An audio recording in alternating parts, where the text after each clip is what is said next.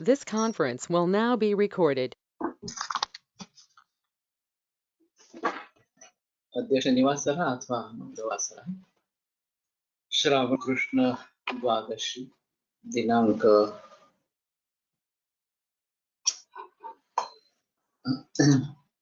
4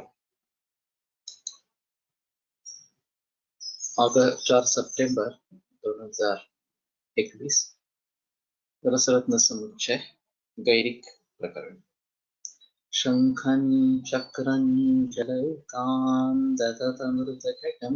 चारुदोर्भिश्चतुर्भिः सूक्ष्मस्वच्छातिहृद्यां शुकपरिविलसन् मौलिमम्बोजनेत्रं कालाम्भोदोज्ज्वलाङ्गं कटितटविलसच्चारुपीताम्बराढ्यं वन्दे धन्वन्तरिं तं निखिलगदवनप्रौढदावाधिलीलम् प्रौढदावाग्निवीरम् ब्रह्मणो हि समारब्धा मात्रेयार्थे अस्मदाचार्यपर्यन्तां वन्दे गुरुपरम्पराम् आयुर्वेदरतं वन्दे माधवाख्यं महागुरुम् आयुर्वेदामृतं सर्वं शिष्येभ्यो यः प्रदत्तवान् द्रष्टाज्ञानी दृष्टकर्मा कृतकर्मा तथैव च अध्यापको विश्वश्रेष्ठो महान् संशोधकस्तथा गुणैरेतैः समुदितैः यत्कार्यं प्रतनोति सः समृद्ध्यर्थं हि कार्यस्य वयं नु प्रयतामहे सरस्वत्यै नमो यस्याः प्रसादात् पुण्यकर्मभिः बुद्धिदर्पणसङ्क्रान्तं जगदध्यक्षमीक्षते आत्रेयं प्रथमं वन्दे आयुर्वेदजगद्गुरुम् आयुर्वेदामृतं सर्वं गृहीत्वा हि सुरेश्वरात् अग्निवेशादिकेभ्यो यत् प्रेक्षति सप्तमः प्रथमं तन्त्रकर्तारम् अग्निवेशं नमाम्यहम्।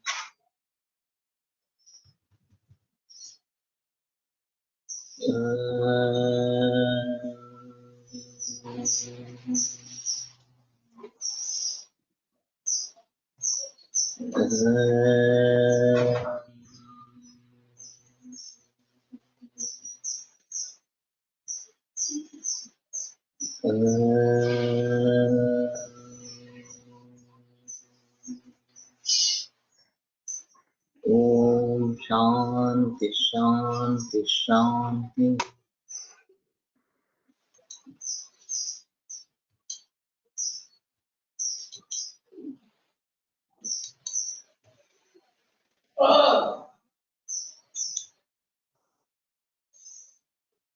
कैरप्युक्तं सत्त्वं क्षाराम्बस्विन्दगैरिका उपतिष्ठति सूतेन्द्रम् एकत्वं गुणवत्ता।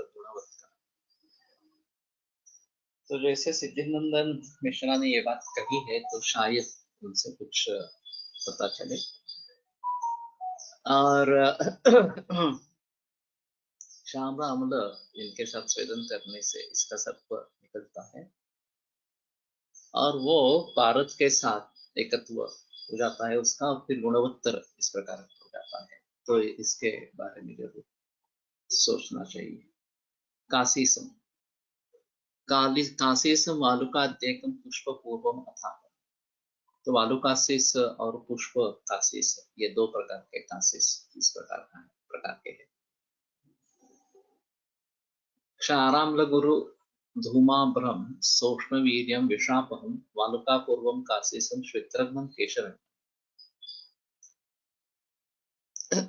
क्षार अम्ल गुरु धूमाभ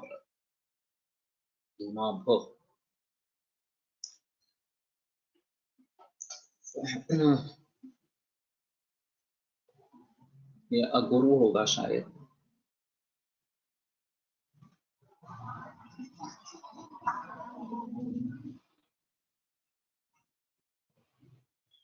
नहीं दिया है उसने। क्षारा अम्ल अगुरु धूम इनकी जैसी आभा जिसकी है इस प्रकार का उष्ण वीर्य विषाप ये वालुका काशीस है। श्वेत्रघ्नं केशरंजनम श्वेत्रघ्न है और केशरंजन है।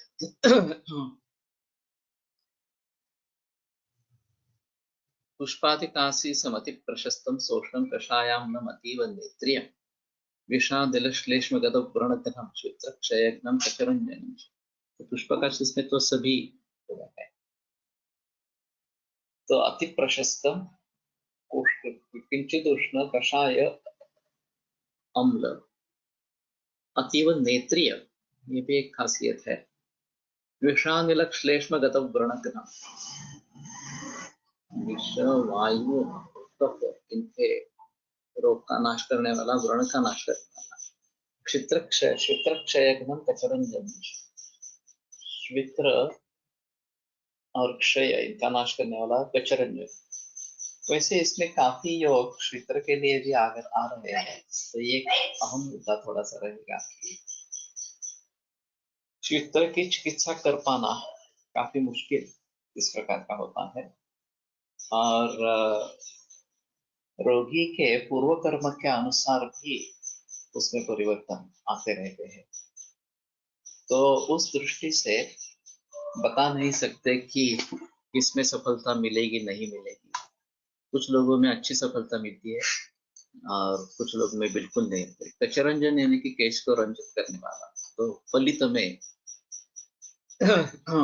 इस्तेमाल कर सकते हैं कि श्वेत वर्ण रक्त हो जाना, केश हो जाना, तो कच्चा यानी कि केश।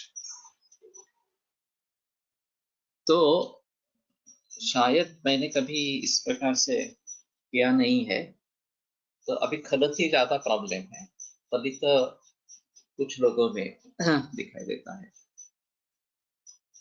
तो उसमें कासीस और श्वित्र में भी कासीस इस प्रकार के, और विषनाशन ये दोनों ही है। तो शायद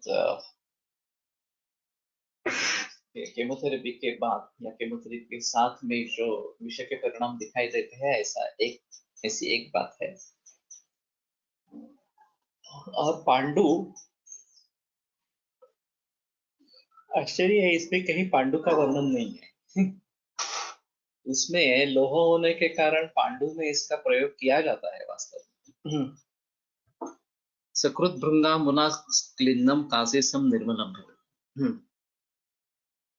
तो एक बार भृंग स्वरस से क्लिन्न हो जाने से काफी निर्मल हो जाता है। तो उसके साथ में पचन करना है ऐसा मुझे लगता है। तुवरी सत्ववत सत्वम एतस्यापि समाह, तो कांक्षी का जैसे सत्व निकाला जाता है उसी प्रकार से इसका भी सत्व निकाला जा सकता है। कासीसम शुद्धिम आपनोति पित्तैश्च रजसा स्त्रियाः, तो और बात है।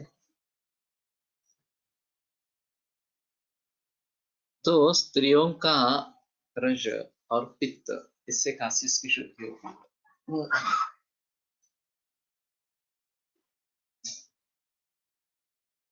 और पित्त ही ये बहुवचन है, तो अनेक प्रकार के गोपित्त या श्वपित्त इस प्रकार से कुछ देखने पड़ेंगे। और स्त्रियों का रजस्राव तो और अजीब है।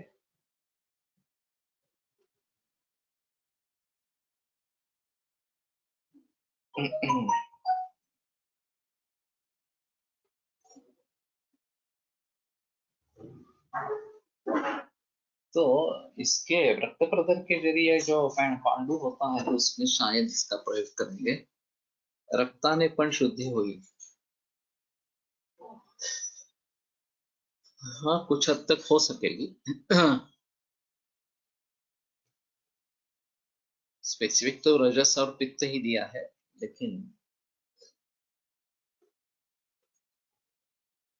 बलिना हत कासीसम क्रांतम कासीसमारितम उभयम समभागम ही त्रिफला वेल्ल संयुतम। तो गंधक से कासिस का मारण, और कांतम कासी समारितम, और कांत लोह शायद होगा कासी समारित, इस प्रकार का। उभयम समभागम ही त्रिफला वेल्ल संयुतम, दोनों समभाग लेकर त्रिफला और विडंग के साथ।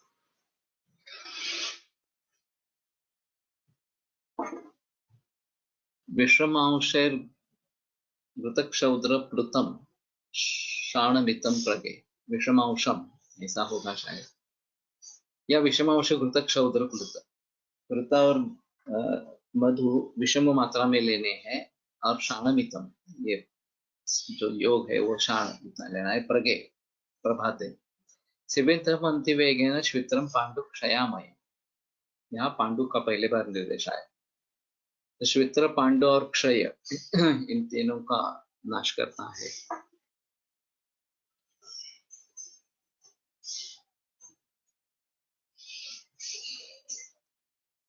गुल्मप्लीह गदम शूलम मूल रोगम विशेषतः। गुल्मप्लीह गदर, तो गुल्म और प्लीहा के संबंध लिखा, शूल और मूल रोग यानी कि शिरो रोग, इस प्रकार की विशेषता। तो विशेषता इसमें है। अभी मेरे पास प्लीहा वृद्धि की केस है, एक्चुअली उसमें एक सिस्ट बड़ा है और छोटी लड़की है, 6-7 बरस की। तो पूरा एब्डोमेन उस प्लीहा से व्याप्त है, और ये गाउचर सिंड्रोम ऐसा एलोपैथी में निदान किया गया है। एलोपैथी में कोई ट्रीटमेंट नहीं है इसकी। तो इसमें पांडुता एक लक्षण है, हीमोग्लोबिन ड्रॉप होता है। तो लिहा के योग देखकर, यानी कि लिहा शत्रु शरपुंखा है, और दूसरा एक फेमस है लिहा के लिए, वो करके मेंटेन है लेकिन कम नहीं हो रहा ज्यादा। और ये 32 सेंटीमीटर इतना बड़ा है। पहली बार जो किया था तो उसने सिर्फ ह्यूज स्प्लेनोमेगाली इतना ही दिया था, साइज नहीं दिया। तो अभी फिलहाल 1 बरस के बाद फिर से सोनोग्राफी की। तो पांडु और प्लीहा, हाँ, इन दोनों के हिसाब से, और उसमें ये एक अहम मुद्दा है कि उसमें जो सिस्ट है, ये प्लीहा की वृद्धि है या कि सिस्ट की वृद्धि है, और फिर सिस्ट किस प्रकार से बना है, इस प्रकार से। तो उसको कम कर सकेंगे तो प्लीहा वृद्धि अपने आप कम हो जाएगी, इस प्रकार से। अभी सिस्ट का मामला और ही अलग है। पॉलीसिस्टिक ओवेरियन डिसीज या किडनी में सिस्ट होते हैं, लिवर में सिस्ट होते हैं, तो ये नॉन मैलिग्नेंट होते हैं, लेकिन ऐसा है कि वो बहुत सारी जगह व्याप्त कर लेते हैं, और फिर उसका जो कार्य है वो हैम्पर हो जाता है, ये एक बात। और क्रिटिकल सिम्टम्स आने लगते हैं, दूसरी बात। तो सिस्ट क्यों बनते हैं, ये एक अलग तरीका सोचने का है। अब ये ओवेरियन सिस्ट, ये जो बन रहे हैं, पीसीओडी की समस्या, बड़ी समस्या इस प्रकार की है। तो ओम का कार्य है कि ये निर्माण करना, गर्भ इस प्रकार का निर्माण करना। अल्पार्थ विलंबित रजक प्रवृत्ती मध्ये कासिस विभक्ता आहे, रजक प्रवृत्तीनी वटीमध्ये पण कासिस आहे बहुतेक। तो देखना पड़ेगा, अगर उसमें सचमुच कासिस है तो प्रयोग कर सकते हैं, या अलग तरीके से कासिस का प्रयोग कर सकते हैं। तो जैसे मैंने अभी कहा कि पीसीओडी की समस्या है, तो अभी हुआ है ऐसे कि 16वें बरस तक स्त्रियों की मैच्योरिटी आ जाती है, और पुरुषों के 20 से 25 तक। अब पुराने जमाने में बहुत जल्दी शादियां होती थी, तो बच्चे होते थे। अब शादी की उम्र काफी आगे चल चुकी है, स्त्रियों में भी 22, 25, 28, 30 इस प्रकार की उम्र है अभी शादी। तो स्त्री बीज तो निर्माण होता रहेगा, लेकिन उसके लिए कोई विनियोग का महत्व नहीं है। तो ये नेचुरल एडेप्टेशन टुवर्ड्स कंट्रासेप्शन, इस प्रकार की बात हो सकती है। और फिर इस प्रकार के ओम का क्या करें, ये शरीर के लिए आपत्ति होती है।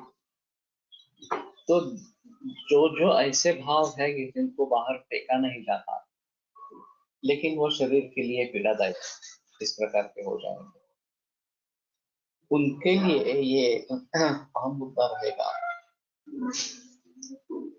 कि शरीर उसका अवगुंठित करके सिस्ट में डाल देती है, और फिर वो कुछ गड़बड़ न करे, इतनी तो जिम्मेदारी शरीर ले लेगा। लेकिन इस प्रकार से अनेक सिस्ट अगर ओवरी में संचित होने लगेंगे तो वो एक मुसीबत हो जाती है, तो पॉलिसिस्टिक ओवेरियन डिसीज हो जाता है, तो ओवरी का कार्य करने वाला क्षेत्र बहुत कम हो जाता है, और फिर हार्मोनल इम्बैलेंस होते रहते हैं, और उसके जरिए मेंसेस डिले होते हैं, वजन बढ़ने लगता है वगैरह इस प्रकार से। तो ऐसी हालत में मूलभूत सॉल्यूशन तो शादी जल्दी होना, यही होना है। अभी सभी के बारे में थोड़ा गहराई में जाकर सोचना पड़ेगा, और ये काफी अनेक शास्त्रों से जुड़ा, अनेक पहलुओं से जुड़ा मामला इस प्रकार का। पुराने जमाने में छठे बरस में अध्ययन शुरू होता, तब तक वो घर पे ही रहता था, छठे बरस में गुरुकुल इस प्रकार का गाना है। लड़कियों की तो शिक्षा नहीं होती थी, घर पे ही जो भी कुछ होता उसका लिखा नहीं था। लेकिन लड़के छठे बरस में निकल जाते थे, 18 बरस तक, 12 बरस तक, 18वें बरस तक शिक्षा चलती थी, और वो फिर काबिल बन जाते थे गृहस्थ आश्रम में प्रवेश करने के लिए, या फिर पैसा कमाने के लिए। अब हुआ है ऐसे कि 18 बरस तक तो 12वीं होती है, उसके बाद में डिग्री कोर्स शुरू हो जाता है, और फिर पोस्ट ग्रेजुएशन, फिर सेटल होना, चाहे नौकरी करना या फिर कुछ उद्योग धंधा वगैरह इस प्रकार का करना, और फिर शादी। अब लड़कियों के बारे में भी 12 से बाद ये डिग्री का माहौल शुरू हो जाता है, और जब तक डिग्री पूरी करेगी तो 22 23 बरस से शादी होना आरंभ होता है। मेडिकल में तो 25 बरस हो जाते हैं। उसके आगे अगर पोस्ट ग्रेजुएशन करना है तो एक अलग मुद्दा इस प्रकार का रहेगा। तो 26 27 28 इस प्रकार की शादी ब्याह की या शादी की उम्र निश्चित हो जाती है। तो तब तक ये सिलसिला ओव्युलेशन का चलता ही रहेगा। सध्या मुलींना लवकरच पाळी येते आहे, याचे कारण काय असेल? तो उसका भी मतलब यही है कि जो हार्मोनल इम्बैलेंसेस हो रहे हैं वजह से, पशुओं को तो रेगुलर हार्मोन्स देते रहते हैं, वनस्पतियों में भी हार्मोन्स का जिक्र चलता है, और मानसिक ताण तनाव वगैरह ये सभी भी बातें हैं, स्ट्रेस है, तो इसके जरिए हार्मोनल इम्बैलेंसेस होते रहते हैं, और उसका सोल्यूशन हार्मोन्स में ही ढूंढने की कोशिश करते हैं। फिर से हार्मोन्स बाहर से हार्मोन देना, थायराइड की समस्या काफी बढ़ गई है, ये पीसीओडी की समस्या काफी बढ़ गई है इस वजह से। तो नैसर्गिक ही खाना चाहिए, ये सबसे अहम होता है। जो भी मेरे पास पीसीओडी वगैरह के मरीज आते हैं, इनफर्टिलिटी के लिए आते हैं, उनको पहली सलाह देता हूँ कि नैसर्गिक खाना खाओ, ऑर्गेनिक भी नहीं, ऑर्गेनिक से भी परे केवल देशी स्वीट का जिसमें प्रयोग है उसी प्रकार का खाना खाना चाहिए। और फिर ये मानसिक तान तनाव वगैरह जो चीजें हैं उससे कैसे बच के रहेंगे, ये अहम मुद्दा है। और अगर इस बरस में शादी हो जाती है, 16 बरस में या 18 बरस में, अभी कानूनी तौर पर 18 बरस, और लड़के का उम्र 20 से 25 तक। तो पंचविंशति ततो वर्षे पुमान् नारीषु षोडशे, ये जो बताया गया है वो दोनों के बीच का फासला 8-9 बरस का है। अब ये कम होते होते 1-2 बरस तक नीचे आ गया है, और कई दफा लड़की ज्यादा उम्र वाली भी होती है, ये भी देखा जाता है।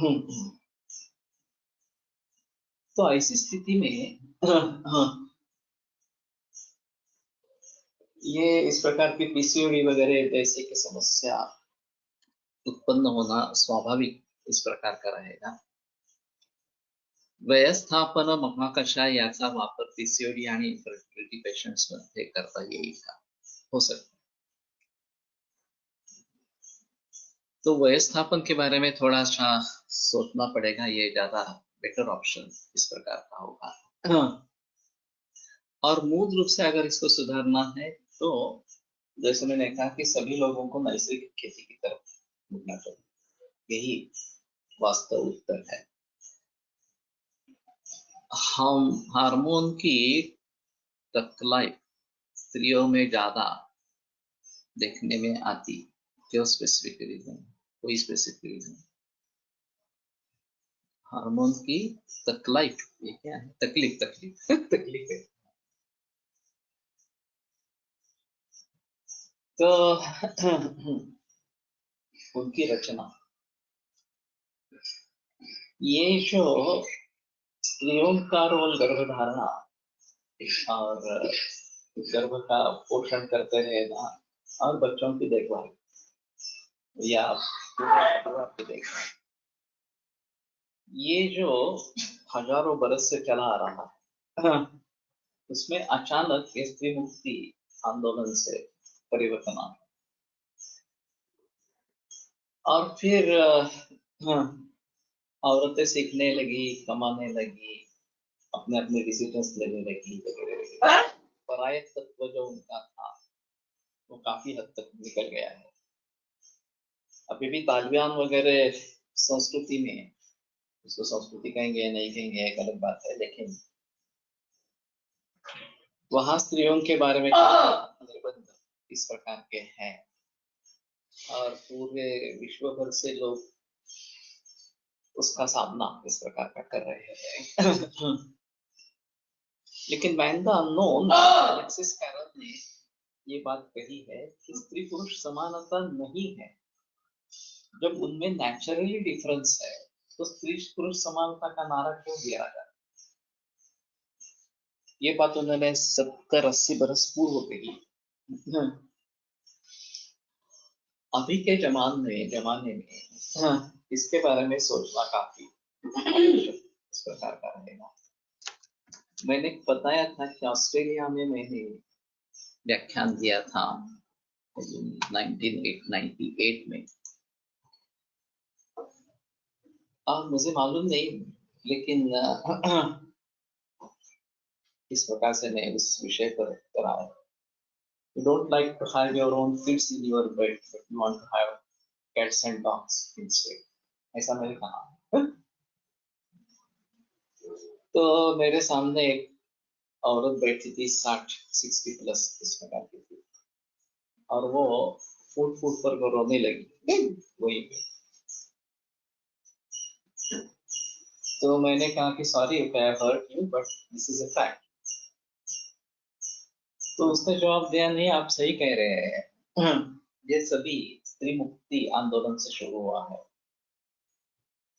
अब मेरी लड़की मुझे दोष देती है क्योंकि उसकी लड़की उसको दोष देती है, और हमने ये क्यों शुरू किया इस प्रकार से?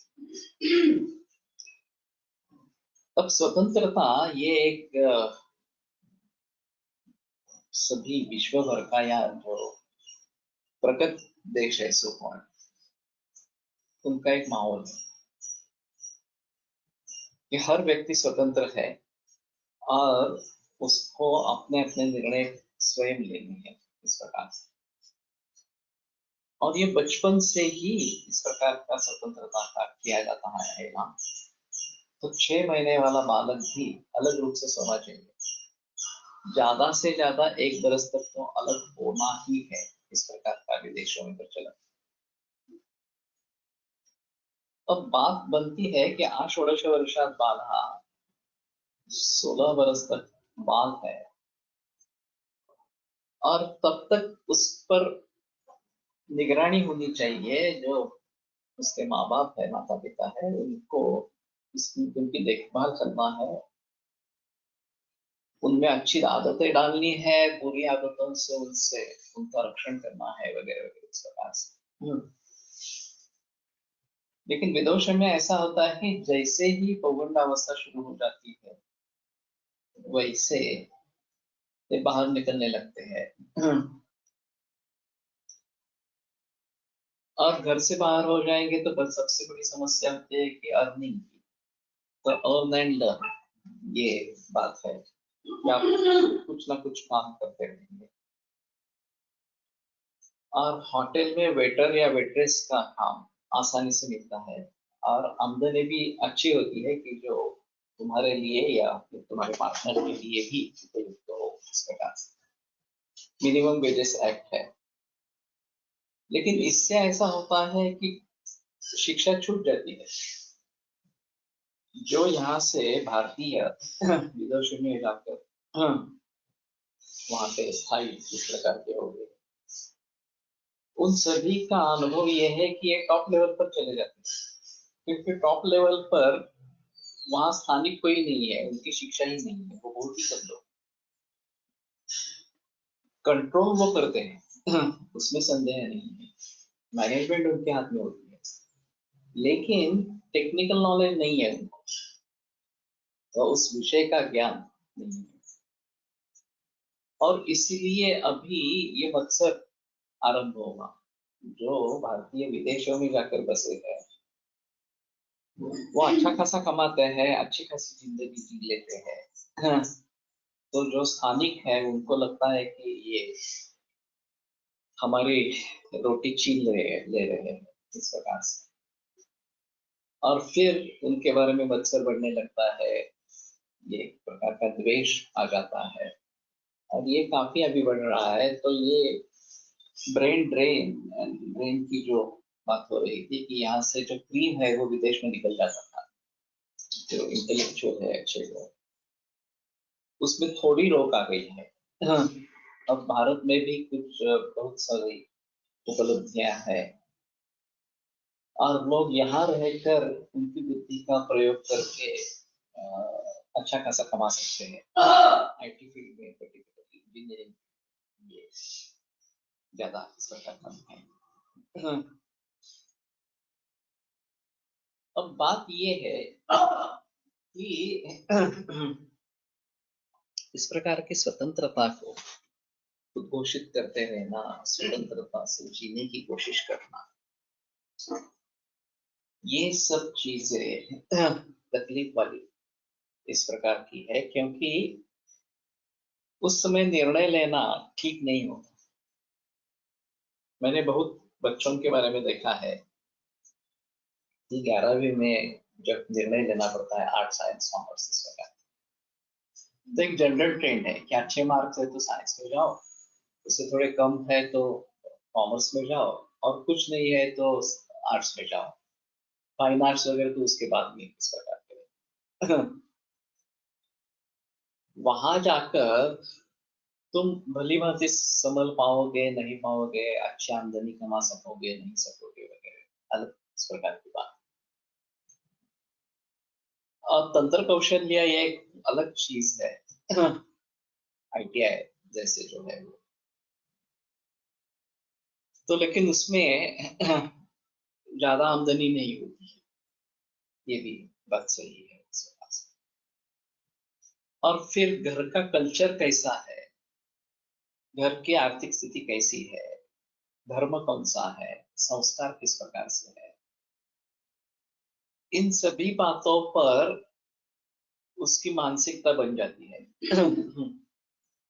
और फिर उस मानसिकता के आधार पर निर्णय लिए जाते हैं या निर्णय उसके ऊपर थोप दिए जाते हैं कि ये करना है इस प्रकार से। और फिर अगर सक्सेस मिलता है तो ठीक है, आम आदमी, लेकिन अच्छा खासा कमाने वाला आम आदमी बन जाता है तो ठीक है। लेकिन ये बात नहीं होती तो फिर पूरी जिंदगी सफर करनी होती है। तो इसके बारे में जागरूकता अभी नहीं है। करियर गाइडेंस वगैरह के बारे में जागरूकता नहीं है। अगर उस समय में करियर गाइडेंस लेते हैं तो कुछ अजीबी बातें सामने आती है जो किसी को पसंद नहीं होती इस प्रकार से। श्रुति के बारे में मैंने सुना था कि कॉमर्स उसके लिए अच्छी लाइन है इस प्रकार से, और वो तो साइंस में जाना चाहती थी या फिर आगे चलकर बायोटेक्नोलॉजी में जाना था। फिर उसने कोर्स किया और उसमें पता चला कि बायोटेक्नोलॉजी का भवितव्य कह नहीं सकते क्योंकि वो अगेंस्ट नेचर है। तो फिर वो बायोडाइवर्सिटी पर ऊपर आई और फिर मैंने कहा कि ये छोड़ो, आयुर्वेद में बहुत सारी बायोडाइवर्सिटी, तो बेटर ऑप्शन आयुर्वेद करो।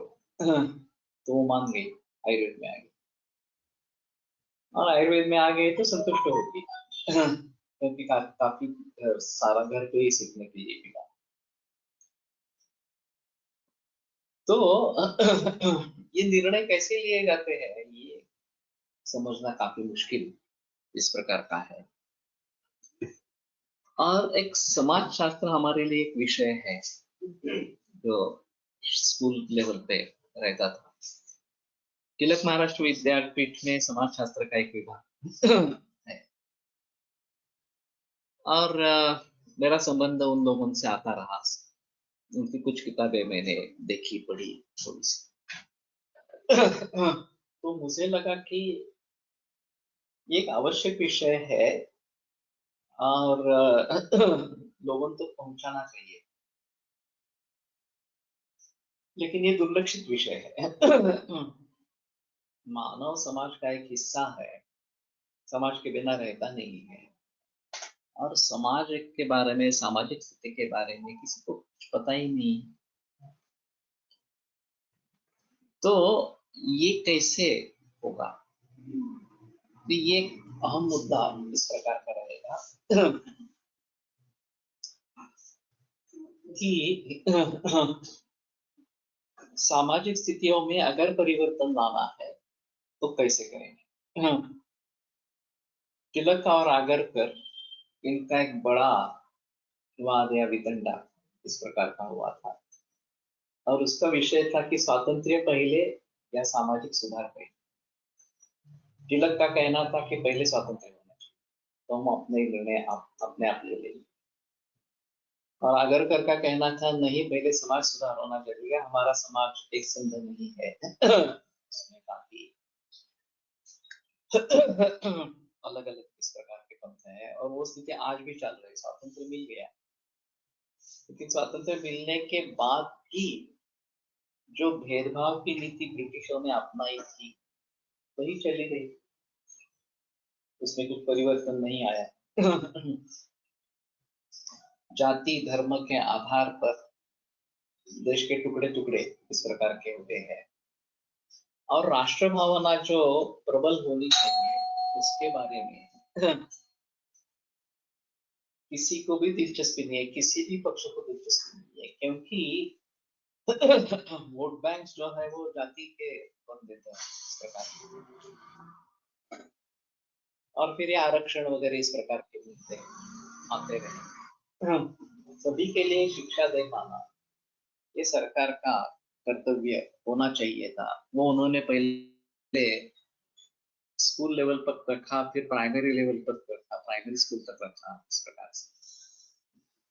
और चाणक्य के अनुसार अगर छात्रों पर ध्यान नहीं दिया जाता तो उस राष्ट्र की उन्नति नहीं होती। तो छात्रों पर ध्यान देना बहुत जरूरी है, और वहां से मानसिकता अगर बदलेगी तो अच्छे लोग बनेंगे। और फिर सामाजिक परिवर्तन आ जाएगा, फिर तरक्की हो जाएगी वगैरह। इसके बारे में कोई बहस नहीं है, सोच नहीं है अभी की हालत में। और दूसरी भी चीज इसमें ऐसी है कि स्त्री पुरुष समानता रियल में है क्या इस प्रकार से। अभी एयरफोर्स में स्त्रियों को स्थान दिया गया, और नो डाउट कि वो युद्ध में हिस्सा लेगी, अच्छा शौर्य भी दिखाएगी, लेकिन दुर्भाग्य से कोई कैदी बन जाता है चाहे पुरुष हो या स्त्री हो, तो उसके बारे में काफी दिक्कत हो सकती है अगर वो औरत, क्योंकि स्त्रियों के बारे में देखने की दृष्टि पुरुषों की वैसी ही रही है। वो हजारों बरस उसी प्रकार की रही है, तो इसीलिए उसको अबला कहा गया है, या वो दूसरे पर निर्भर इस प्रकार की गई गई है। क्योंकि जब रेप होता है तो स्त्रियों को ही भुगतना पड़ता है, पुरुष अलग रह जाता है इस प्रकार से, उसको इतनी तकलीफ नहीं होती। अगर गिल्ट होता भी है तो, गिल्ट होता ही नहीं है तो अलग बात है इस प्रकार से, लेकिन स्त्री का आयुष पूरा उद्ध्वस्त इस प्रकार का होता है। तो इसीलिए उनको परायत वगैरह वगैरह इस प्रकार का कहा गया है, वो बात ठुकराने में कोई मतलब नहीं है। क्योंकि अगर बलात्कार होते हैं तो स्त्री को ही भुगतना पड़ता है, और समाज को उसके तरफ देखने की दृष्टि भी अलग है। अगर उसकी कोई कसूर नहीं है तो भी उसको दोषी ठहरा इस प्रकार का जाता है। तो ऐसी हालत में मैं समझता हूँ कि हमारी शिक्षा 18 वर्ष तक पूरी होनी चाहिए, ज्यादा से ज्यादा 20 वर्ष। 20 वर्ष में ये मैच्योरिटी लेवल शुरू हो जाती है पुरुष की, और स्त्रियों की तो अगर पति के बारे में कुछ होता है, हादसा होता है, तो कम से कम 12वीं कक्षा तक उसका अध्ययन होना, या ज्यादा से ज्यादा 20-21 बरस तक एक डिग्री पूरी हो जाना, ताकि वो कुछ कमा सके अगर जरूरत पड़े तो। नहीं तो दूसरे तरीके हैं, जैसे अभी काफी स्त्रियां कोकण में ये ब्रेड और बेड ब्रेड और ऐसा कुछ है कि रहने की सुविधा देते हैं, खाना पीने की सुविधा देते हैं इस प्रकार से। और एमटीडीसी के ज्यादा नहीं है, तो उन्होंने इसको प्रोत्साहित किया कि आप घर पे बैठे हुए इस प्रकार का सुविधा दे दो और उसको एमटीडीसी मान्यता दे दो इस प्रकार से। और काफी औरतों ने किया है और अच्छी खासी कमाई की है इस प्रकार से। या जो उसके खास क्षेत्र है, कला वगैरह इसके बारे में, रंगावली वगैरह के बारे में, या और कुछ इस प्रकार के सौंदर्य प्रसाधन वगैरह, उसमें वो करियर करे। और कुछ औरतें ऐसी होगी कि जो तो बहुत ही बुद्धिमान इस प्रकार की है, और करियर करना चाहती है किसी शिक्षा के साथ इस प्रकार से। लेकिन ये अपवादभूत होने चाहिए। परिवार की तरफ किसी को तो देखना ही। और पुरुषों का धर्म है कि वो पैसा कमाए पूरे परिवार के लिए इस प्रकार से, और औरतों का कर्म है कि वो परिवार की देखभाल भली भांति करे, चाहे वो पैसा कमाए तो भी परिवार की तरफ दुर्लक्ष होना ठीक नहीं है, क्योंकि उसका परिणाम उस परिवार पे भी होगा और पूरे समाज पे भी होगा इस प्रकार से। तो ये सभी समाज शास्त्र के विषय है, और इसके बारे में कोई बहस अभी नहीं चल रही इस प्रकार की। और हमारी शिक्षा जल्दी पूरी हो जाना ये जरूरी है। हम जो अभी पुस्तक की शिक्षा ले रहे हैं उसका प्रैक्टिकल से कोई संबंध नहीं है। उसका कोई मतलब ही नहीं है वास्तव। मैंने एक बात सोची थी कि किन किन तरीके से पैसा कमाया जा सकता है, ऐसे एक लिस्ट बनाई। उसके लिए सेवा क्षेत्र अभी जैसे करते हैं कि सर्विस प्रोवाइड करना, आईटी की सर्विस हो, मैनेजमेंट सर्विस हो वगैरह इस प्रकार। दूसरा है उत्पादन क्षेत्र। तो ये, और तीसरा मार्केटिंग वगैरह उसका इस प्रकार का है। उसको तो सभी तरीके से अलग तरीके से देखना। अभी आर्ट साइंस कॉमर्स ये कहाँ से आया मालूम नहीं मुझे। और साइंस में काफी बदलाव आ रहे हैं, नए नए क्षेत्र उभर आ रहे हैं इस प्रकार से। कॉमर्स में भी नए नए क्षेत्र उभर इस प्रकार के आ रहे हैं, और वास्तव में इन सभी का एक दूसरे से संबंध है। तो एक बर्ड्स आई व्यू लेकर इन सभी के बारे में सोचता है कि योगक्षेम किस प्रकार से चले। तेषां नित्याभियुक्तानां योगक्षेमं वहां, ये जो कृष्ण ने एक बात कही है भगवान कृष्ण। तो अप्राप्त से प्राप्ति ही योग, जो मिला नहीं है उसकी प्राप्ति, और जो प्राप्त हुआ है उसका रक्षण करते हैं, एक क्षेम इस प्रकार। तो शायद कौन कौन से लोग किस किस प्रकार से पैसा कमा रहे हैं इसका एक सर्वे किया है, और उसके लिए उस क्षेत्र में पैसा कमाने के लिए मिनिमम क्या होना चाहिए, मिनिमम शिक्षा क्या होनी चाहिए, अनुभव क्या होना चाहिए, उसकी आमदनी कितनी होती है, लाइफ का स्तर किस प्रकार से रहता है। अभी हमें मालूम है कि इंजीनियर बनेंगे, डॉक्टर बनेंगे तो लाइफ का स्तर अच्छा है। माध्यमिक क्षेत्र है, ऐसा नहीं है कि इसके जरिए योगक्षेम हो सके, और उसमें सेहत पे परिणाम नहीं होना है, आरोग्य हमारा बना रहना चाहिए। अभी आईटी क्षेत्र में इतना पैसा मिलता है, अगर आरोग्य 25-30 बरस में ही बिगड़ जाता है, लोग बूढ़े हो जाते हैं 30 बरस में, तो मतलब क्या है उसका। तो आरोग्य सैक्रिफाइस करके इस प्रकार से पैसा कमाने का कोई मतलब नहीं। स्वास्थ्य भी बना रहे, आमदनी भी अच्छी हो, और फिर हमारे हिसाब से जैसे मुझे जीना है अच्छे तरीके से, संस्कार तो होनी ही है। मानसिकता उसी प्रकार की होनी चाहिए कि मैं एक समाज का हिस्सा हूँ, और मेरे सामाजिक कर्तव्य भी है इसके लिए। तो इन सभी का बैलेंस करते रहना ये एक अहम मुद्दा इस प्रकार का रहेगा। दुर्दैव से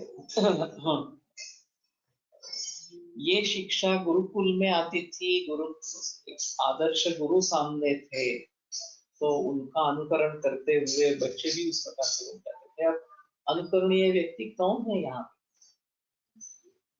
पीजे अब्दुल कलाम, ये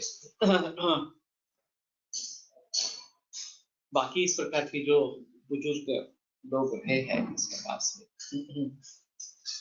चाहे टाटा बिरला इस प्रकार के भी हो, चाहे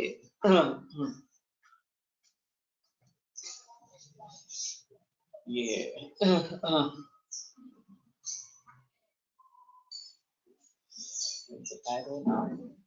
मूर्ति, सुधा मूर्ति वगैरह इस प्रकार के लोग,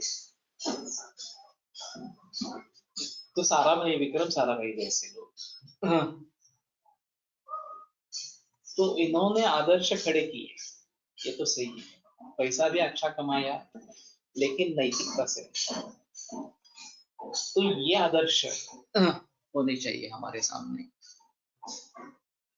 और वो इंडस्ट्री अगर शिक्षा को सपोर्ट करती है, क्योंकि अभी मैं नहीं मानता सरकार शिक्षा को सपोर्ट करेगी, इसमें जब तक आमूलाग्र परिवर्तन नहीं आता तब तक ये मुश्किल है।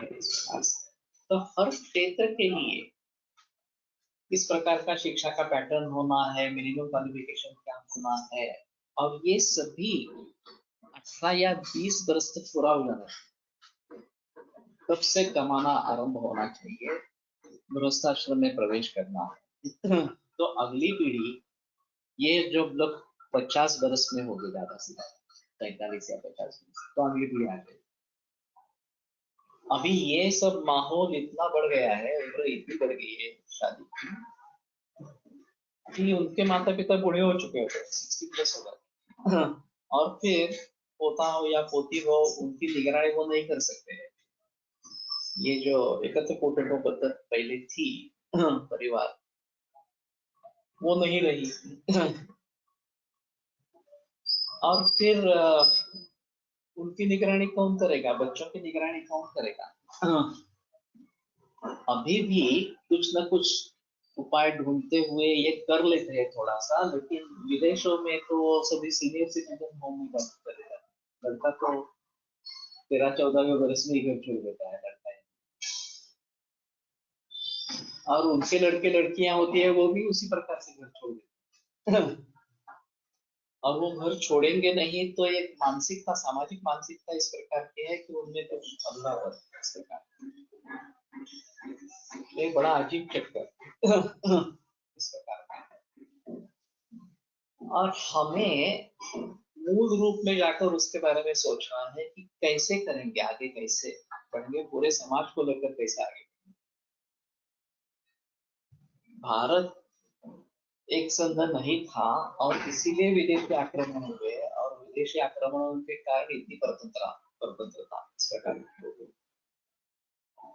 तो इतिहास से हमने कोई भी सबक नहीं सीखी है, वही सिलसिला आज भी चालू है, और भेदभाव के ऊपर राजकारण है इस प्रकार। तो मैं इसलिए बता रहा हूँ कि सभी का वैद्यक से संबंध है, आरोग्य से संबंध। जैसे मैं अभी नैसर्गिक खेती के बारे में बोलता हूँ कि वो बहुत आवश्यक है, उसी प्रकार सामाजिक आरोग्य ये होना जरूरी है। और सामाजिक आरोग्य रहेगा तो व्यक्तिगत आरोग्य, ये अगर विचार ध्यान में रहेंगे, ये सब जो इस प्रकार का परिवर्तन अभी आ गया है कि इतनी लंबी देर तक शिक्षा चलती रहती है, फिर उसके बाद में गृहस्थाश्रम होता है, पैसा कमाना होता है, वगैरह वगैरह इस प्रकार से। तो इसमें परिवर्तन आना जरूरी है। कैसे आएगा, आएगा नहीं आएगा मुझे मालूम, लेकिन ये बात सही है कि मूल रूप से इसमें अगर विचार करेंगे तो कुछ परिवर्तन आने की संभावना रहेगी, नहीं तो ये सिलसिला ऐसा ही चलता रहेगा, और हम कहेंगे कि ये नई नई अब बीमारियां खड़ी हो रही है, उसके बारे में कैसे करेंगे, क्या करेंगे। और एलोपैथी तो सिर्फ मैकेनिकल या टेक्निकल इस प्रकार की सिम्टोमेटिक रिलीफ ढूंढती रहेगी, वो तो मूल में जाने के लिए तैयार नहीं है। तो पूरे विश्व का स्वास्थ्य, केवल मानव जाति का नहीं, वनस्पति, पेड़ पौधे, अन्य प्राणी, इन सभी का स्वास्थ्य खतरे में है। और अगर इसमें से सही सलामत बाहर निकलना है तो हमें मूल रूप में जाकर देखना पड़ेगा, और सभी तरीके से सर्वांगीण दृष्टिकोण होना जरूरी है। ये किस प्रकार से सभी के बारे में सोचेंगे तो शायद उम्मीद रहेगी कि कुछ हद तक इसमें काफी कुछ कर सकेंगे, और सभी का स्वास्थ्य सुधरेगा। फिलहाल ये सपना जैसा है, और ऐसा नहीं है लोगों ने इसके बारे में सोचा नहीं था, आगरकर ने उस जमाने में सोचा था, करीबन 100 वर्ष पहले, उससे भी पहले। और स्वातंत्र्य पहले चाहिए या ये चाहिए, ये बहस उस जमाने से चली आ रही है। अब हमारे स्वतंत्रता है या नहीं है, इसके बारे में मुझे समझे, हमारी अपनी सोच ही नहीं है, हम दूसरों के सोच के आधार पर चल रहे हैं। तो मूल रूप से भारतीय संस्कृति के आधार पर सोचना जरूरी है, तभी इसके बारे में हम कुछ कर पाएंगे और अच्छे सुझाव सामने आएंगे कि क्या करना है इस प्रकार से। तो ये हार्मोनल इम्बैलेंस की बात अभी बढ़ रही है, थायराइड की समस्या हो, पीसीओडी हो, या फिर प्रोस्टेट ग्लैंड की हो या एड्रिनल वगैरह इस प्रकार की। तो इसका मूल कारण बहुत सारे विषयों पर निर्भर इस प्रकार का है, और उन सभी का इस प्रकार से जिक्र नहीं किया है। मैंने जो एक बीच में सर्वांगीण नवविधा आरोग्य ये सीरियल चलाई थी, ऑडियो सीरियल, चित्तौड़े काका ने उसमें और 2 पैरामीटर्स ऐड कर दिए, वो 9 के बजाय 11 बोले। मुझे अभी याद नहीं है वो 2 कौन से इस प्रकार से लेकिन ये बहुत ही मूलभूत विचार है जो उन्होंने किए। वो आरोग्य की हैसियत से उन्होंने उसको आरंभ किया, लेकिन ये सिर्फ आरोग्य से जुड़ा नहीं है, आरोग्य एक हिस्सा है और इन सभी बातों को ध्यान में रखते हुए आरोग्य के बारे में सोचेंगे तो केवल आरोग्य सुधरेगा नहीं, राष्ट्र की उन्नति होगी, योगक्षेम भली भांति होता रहेगा। तो हमें सोचना है कि किस किस तरीके से हम इसको आगे लेकर चल सकते हैं। भारत की एक बड़ी समस्या है कि पैसों की कमी है, हम बहुत सारे भावों के लिए विदेशों पर निर्भर है, खास करके पेट्रोल डीजल वगैरह, और बहुत सारा पैसा उसमें चला जाता है। तेल हम बाहर से आयात करते हैं, उसके बारे में बहुत सारा पैसा निकल जाता है। तो स्वदेशी या आत्मनिर्भर भारत, इसके बारे में जब सोचना है तो हमारी खासियत क्या है, किन किन बातों पर हम जिक्र कर सकते हैं, उसके जरिए पैसा अच्छा खासा कमा सकते हैं। तो पर्यटन हमारे लिए एक बहुत अच्छा मौका है, क्षेत्र है। भारत में किसकी कमी है? यहाँ हिमालय भी है, यहाँ समुद्र भी है, यहाँ राजस्थान भी है, यहाँ आसाम भी है, जंगल है, सभी है, नेचुरल एटमॉस्फेयर सभी जगह है, सिर्फ हम सेवा अच्छी नहीं देते। स्विट्जरलैंड कितना छोटा देश है, उसके पास सिर्फ वे बर्फ वाला है, फिर भी वो पर्यटन क्षेत्र में सबसे आगे है। तो हमें उसके लिए विश्वास चाहिए, ये जो प्रामाणिकता चाहिए, किसी को ठगाना नहीं है, जो पर्याप्त है, रास्त है, वही लेना है वगैरह, उस प्रकार की सुविधाएं उपलब्ध कराना।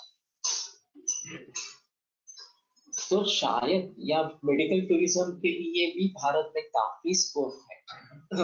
यहाँ टैलेंट अच्छा है, एलोपैथी में भी अच्छा है, आयुर्वेद वगैरह में तो है ही इस प्रकार से। तो हमें सोचना चाहिए कि किस पर हमें ध्यान देना है, उसके लिए जो पायाभूत सुविधाएं होनी है वो किस प्रकार की होनी चाहिए, और सबसे अहम मुद्दा किसी भी क्षेत्र में आरोग्य का सैक्रिफाइस न होना। आरोग्य छोड़कर पैसा कमाने लगेंगे तो ये टिकेगा नहीं। तो सबसे अहम आरोग्य है, धर्मार्थ काम मोक्षाणाम आरोग्य मूलभूत। अगर आरोग्य को प्राप्त नहीं करेंगे तो धर्म अर्थ काम मोक्ष से दूर इस प्रकार से, तो जीवन का मतलब ही नहीं रहेगा, जीवन का सार्थक ही नहीं रहेगा। पशुओं भी जीवंती केवलम सुंदरम पराहा, केवल अपना पेट भरने वाले पशु भी जी लेते हैं, लेकिन मानव के पास बुद्धि है तो उसका भलीभांति प्रयोग उसको करना है। दुर्दैव से ये सभी शिक्षा स्कूल लेवल से होनी चाहिए, राष्ट्रभक्ति की भावना स्कूल लेवल से होनी चाहिए। तभी हम आगे बढ़ सकेंगे और आत्मनिर्भर इस प्रकार के होते हैं। तो ठीक है, मैं समझता हूँ कि ये गहराई में जाकर, मूल रूप में जाकर सोचने का इस प्रकार का विषय है, और केवल वैद्यक से उसका संबंध नहीं है। तो जितना जल्दी हम इसको समझ पाएंगे उतना अच्छा है। अब सोमवार को अमावस्या समझ कर चलते हैं, क्योंकि पूरे दिन अमावस्या है, वैसे थोड़ी देर से लग रही है। तो सोमवार को नहीं होगा लेक्चर, मंगलवार को चरक तो लेते हैं, आगे बढ़ेंगे। आयुर्वेद प्रकांडो निगदित इह हि शरीर तंत्र प्रधानः शिष्येभ्यः शाश्वतोऽयं निखिल जन कृपा व्याप्त चित्तेन येन आयुर्वेदस्य वाञ्छन् पुनरपि भुवने काञ्च सुष्ठु प्रतिष्ठां श्रेष्ठं धन्वन्तरिं प्रणमति च सदा वैद्यवर्गो हि वैद्यवर्गो हि नूनम्।